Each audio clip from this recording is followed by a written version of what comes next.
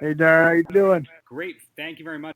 Am I getting you from Boston or Nashville? Where am I getting you from? I am right outside of Boston, baby. Now, when you say right outside of Boston, are we talking the 508 kind of stuff or the 617? You got to know which is which. We're talking the 781. Fancy. Oh, yeah. That's right. You know you've made it in professional wrestling when you can still live in Massachusetts year round, I must say. Exactly. So coming up in about a week and a half, you are in the main event of a big pay-per-view. That's very exciting for me, to say the least, as somebody who's been following you for more than 10 years. Is it such a big thrill to be in a main event? It's obviously a little added pressure really for myself. Whether I'm in the opening match or mid card or the main event, I have the same goal. I think everybody in Impact does. Wrestlers, I think everywhere do. So go out there, steal the show, win, have a great match, and go out and celebrate that night.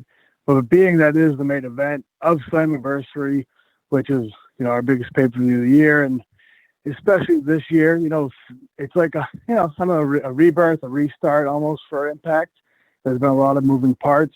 So I feel that, this main event, this pay-per-view, there's a lot of eyes on us for good reason. There's a lot of eyes. So we have to go out there and deliver. And, being the main event of that show, you better go out there and do it. Because if not, it's on us to deliver and show the people, what we got and what we can do. And I'm looking forward to seeing how it all pans out, man. Do I have it correct that there's going to be a mystery opponent in the main event? I can't tell you that. It's a mystery. I'm kidding. Yes. Yeah. No, the is myself, Ace Austin, Trey Miguel, and said mystery opponent in a 4-way. Got it. Well, that's yet another reason to be watching this big show right there. And what I hear every time I speak to somebody from Impact is this is the best locker room I've ever been in. Everyone is supportive of one another regardless of what happens in the ring. I assume you're going to, be pushing the same narrative with good reason? Well, yeah. I mean, I've said it before, it is cliche in the world of wrestling and, probably in sports and stuff that, we're like a family and stuff like that, but along those lines, yes, I feel that we are. Are we all, is everybody best friends? No, but everybody is there for Impact. Everybody wants Impact to succeed, and we do that by supporting each other and trying to help each other. Like it's never a negative thing.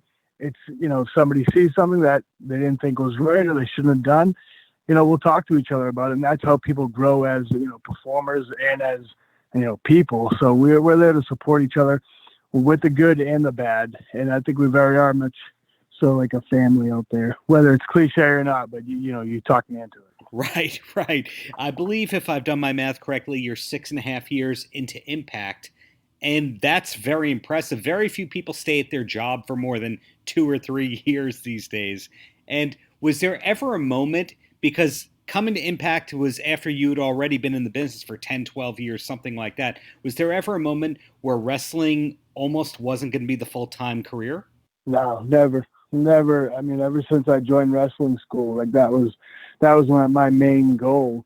And my love for the business has never changed. And as far as like being a part of Impact, this has been my home, like you said, for 6+ years at this point. And I wouldn't be here. I wouldn't stay at Impact. I wouldn't be in wrestling if it wasn't something I love. It hurts too much to do it if you don't love it. You know what I mean?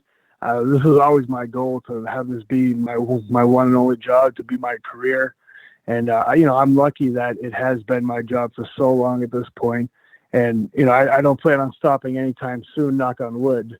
But, Impact is my home, and I'm proud to be, the longest tenured guy at Impact right now. Before wrestling became your number one, was there another hobby or field that you were all about? For me personally, it was the NBA, and then it was punk rock, and then wrestling kind of became my number one thing. What about you? I, as a kid, in like middle school and high school, I loved sports, and I loved basketball. Basketball was going to be my thing. I was going to play basketball, but we know how that story ends. I played basketball and stuff through middle school and high school, but once I almost rediscovered wrestling. I was a fan of wrestling as a kid growing up, and then I fell out of it a bit to do, play those other sports and stuff. But then, I got back into it when I was, 14 or so, 15, and I was absolutely hooked. And at that point, I was like, I need this to be my life. So from that point on, that was my number one goal. As somebody who digs around for a lot of old, cool, vintage wrestling stuff, somebody recently showed me, I think from 88 or 89, where a bunch of the NWA All-Stars were playing a charity basketball game. Did you ever wind up in a charity basketball game in the midst of your wrestling success? No, not yet. I would love that to happen though. But I did. A basketball game did break out in the tag team match that I had up in Canada one time. It was myself and Davey Richards against the Bromans, Robbie E. and Jesse Goddard, and we're on a basketball court, and there's a basketball hoops and there's a ball. So a game broke out, and I hit the game-winning free throw. So that's a little history for you. That should go on your Wikipedia page next to the championships, to say the least. I've been trying to get on there, keep taking it off. Bummer. Well, one of my favorite things about your career is based on when you got started, without naming names here, you've worked with the best of the best on and off, a lot of them before they were the best of the best, some of them while they were the best of the best. When was it that you kind of realized that the generation that you started with was the generation and just not a bunch of newcomers that were going to be journeymen? That's a good question. But I think, my time in Ring of Honor, I got to work with, guys like Bryan Danielson or Daniel Bryan and Tyler Black and guys like that. And being able to tag with Davey Richards. Like, I think it was my time in ROH. And then once I got to Impact, it was like a lot of the guys I had worked with, whether it be the Indies or in Ring of Honor before or at Impact, like those guys, we were slowly becoming the stars, you know what I mean? And then all of a sudden, it's all of my, it's a lot of my friends. And like you said, guys that I had worked with, like we're all main eventing the shows. And at that point, it's like, oh, this is pretty sweet. Like it just, it kind of happens not out of nowhere, but when you look back, it's like, wow, it did just all of a sudden. It was like, you guys are the guys. We're the guys. This is our generation. And now there's a new crop of guys coming up behind us. It's, it's the endless machine. It keeps going and going. But, it's been awesome to see a lot of my friends succeed, whether it be Impact or elsewhere, to see that guys that I always enjoyed being with and I was friends with and guys I enjoyed working with in the ring. It's really cool to see success all over the world in every different company. That's when it's cool, when you have friends in every professional wrestling company all over the world who are champions and are succeeding. It's like, all right, we did something good, guys, Right. I'm sure it's defined who's picking up the tab depending on when you meet out, of course. Yeah, exactly. I mean, I always try to push it on somebody else, but it doesn't always work. I try. Right. It's also interesting to me that you're married to another wrestler. Like you, I work in the same gig as my wife. Not everybody can pull that off successfully. Any tips for people listening that are working with a girlfriend or a boyfriend or a partner as to how you can make that work and peacefully coexist in the same field? Yeah, I think for us, it's been, when we're home, we're able to be home and have our home life.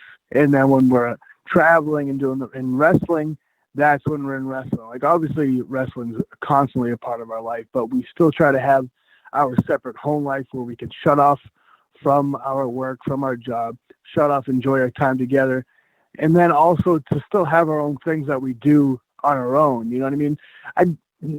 No matter who you are, if you're surrounded by the same person 24/7, 365, you're probably going to get, into a couple arguments here and there. But if you still have time, if you have your own hobbies or interests and stuff that you go and do, and your wife or girlfriend or boyfriend goes out and does that, I think that helps because, especially now during the pandemic, I mean, I thought absence made the heart grow fonder because, we'd be able to travel and stuff, or I'd be traveling somewhere different than my wife. But, now we've been home together for so long and it's still going good. I'm proud to say it's, I mean, that's my opinion. I mean, if you ask her, she might say something different, but it's like, you still have your separate interests. And I think that really helps. That makes sense to me. So 2 quick questions, then you're free for me. And the first one is any good TV or film recommendations, because although you have been on TV a lot lately, you've also been holed up at home a lot lately. That is very true. We've done pretty well, pretty good at binging some shows that we didn't watch before. But the last one that I thought was really good was Queen of the South. It's on Netflix now. I think it's a USA show. But Queen of the South was really good. Me and my wife both fans of it, so I'll put that one out there for right now. Great, that will go in my queue. Thank you. So, in closing, Eddie, any last words for the kids? I'm a guy who says anything is possible, and it's for a reason. I wanted to become a professional wrestler. This is my dream. Everybody out there, follow your dream, whatever it is, and continue to support pro wrestling. I know I appreciate it. We all do. So support it. Wrestling, support Impact Wrestling. And check out Slammiversary, July 18th, 8 o'clock. Don't forget. Well, don't tell anyone else, but we in this household are rooting for you to win that title. So best of luck, and thank you for your time. My man, I appreciate it. You have a good night, brother.